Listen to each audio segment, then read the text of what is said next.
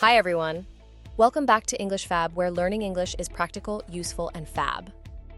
Today's lesson is all about cooking vocabulary, an essential topic whether you love to cook, follow recipes, or simply enjoy talking about food.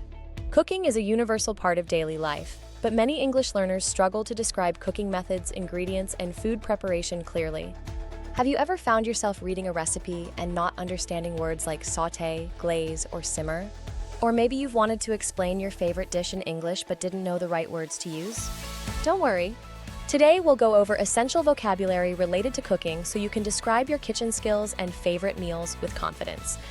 In this lesson, we'll cover cooking methods, kitchen tools, ingredients, cooking actions, types of dishes, and food descriptions, following the structure from our English Fab website. If you find English difficult, don't worry. You can translate the subtitles into English and your own language like this. Check the description below for extra details. Now let's get started. Let's go over some essential vocabulary related to cooking and food preparation. 1. Cooking methods. Different dishes require different ways of cooking. Here are some common methods. Boil means cooking food in hot water or broth, like boiling pasta or eggs. Bake involves cooking in an oven, usually for bread, cakes, or cookies. Grill means cooking food over direct heat, often on a barbecue. Fry is cooking food in hot oil, like frying eggs or potatoes. Steam means cooking food with steam, often used for vegetables or dumplings. Roast involves cooking food in an oven at high heat, often for meat or vegetables. Sauté means cooking food quickly in a small amount of oil or butter. Simmer is cooking food gently over low heat, often for soups or sauces. Poach means cooking food gently in simmering water, like poached eggs. Slow cook is when food is cooked at a low temperature for a long time, often in a slow cooker. 2. Kitchen tools and equipment. Every kitchen needs the right tools. Here are some essential ones. Frying pan is used for frying or sautéing food. Saucepan is a deep pan used for making soups or boiling water. Spatula helps flip or spread food, often used when frying. Whisk is used to beat eggs or mix ingredients smoothly. Chopping board is a flat surface for cutting food.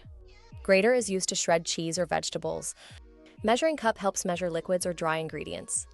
Rolling pin is used for flattening dough when baking. Colander is a bowl with holes used to drain pasta or wash vegetables. Blender is a machine used for making smoothies, soups, or sauces. 3. Ingredients and seasonings. Seasonings and ingredients are key to making flavorful dishes.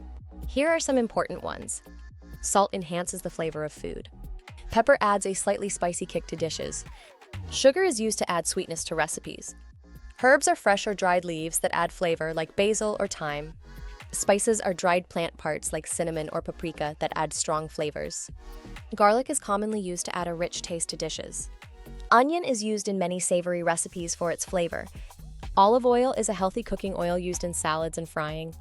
Vinegar adds acidity and is often used in dressings or pickling. Butter is a dairy product used in baking and cooking.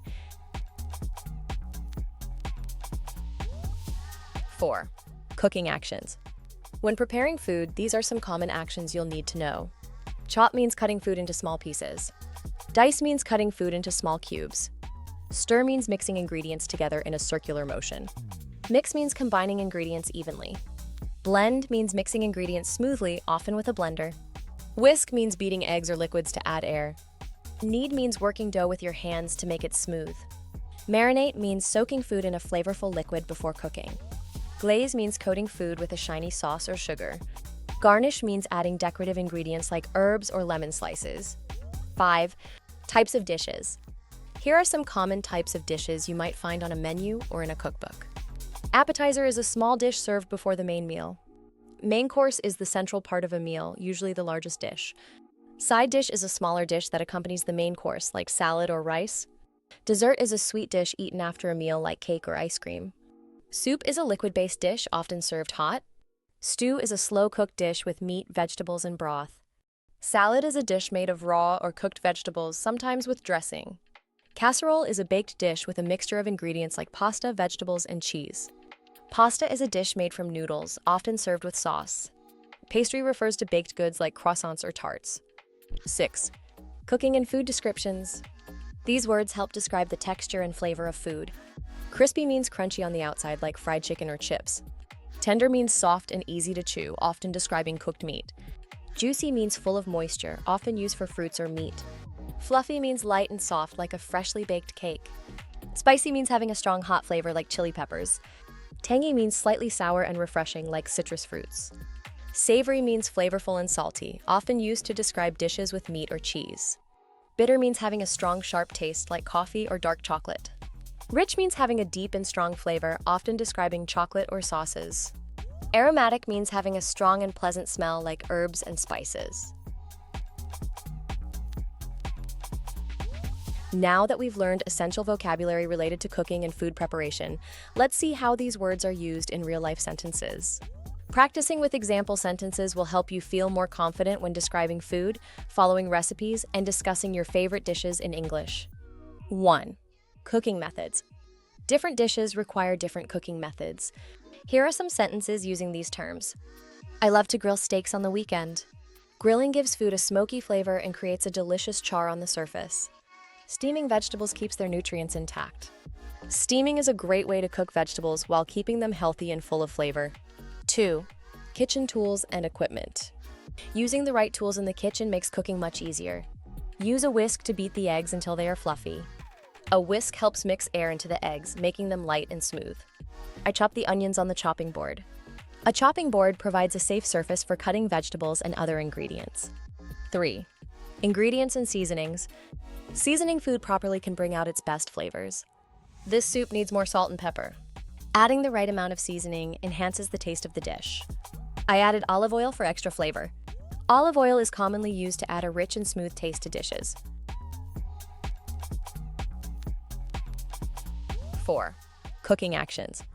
Cooking involves many steps, from preparing ingredients to adding the final touch. Let the chicken marinate for at least 2 hours. Marinating meat allows it to absorb flavors and become more tender. After baking, glaze the cake with chocolate. A chocolate glaze adds a delicious and glossy finish to cakes and pastries. 5. Types of dishes. Understanding different types of dishes will help you describe meals more accurately. For dinner, I made a main course and a side dish. A balanced meal often includes a main dish with additional sides like vegetables or rice. This dessert is light and fluffy. Desserts that are fluffy, like soufflés or sponge cakes, have a soft and airy texture. 6. Cooking and food descriptions. Describing flavors and textures can make food sound more appealing. The fried chicken is perfectly crispy. Crispy foods have a crunchy texture that makes them satisfying to eat. This sauce has a rich and aromatic flavor. A rich sauce has a deep, intense taste, while an aromatic dish has a strong and pleasant smell. Great job today! You've learned some essential cooking vocabulary that will help you follow recipes, describe dishes, and talk about food preparation with confidence. Whether you're grilling, baking, or sautéing, knowing these words will make it easier to communicate about cooking in English. Now it's time to put what you've learned into practice. Try using these words while cooking, watching a cooking show in English, or even writing down your favorite recipe using the new vocabulary. The more you practice, the more naturally these words will come to you. Okay, thanks for watching today's lesson on English Fab. I hope you found these English tips useful and feel more confident. Remember, practice makes perfect, so try using these phrases in your daily conversations. If you enjoyed this video, don't forget to give it a thumbs up, share it with your friends, and subscribe for more Fab English lessons. Until next time, keep practicing and stay Fab!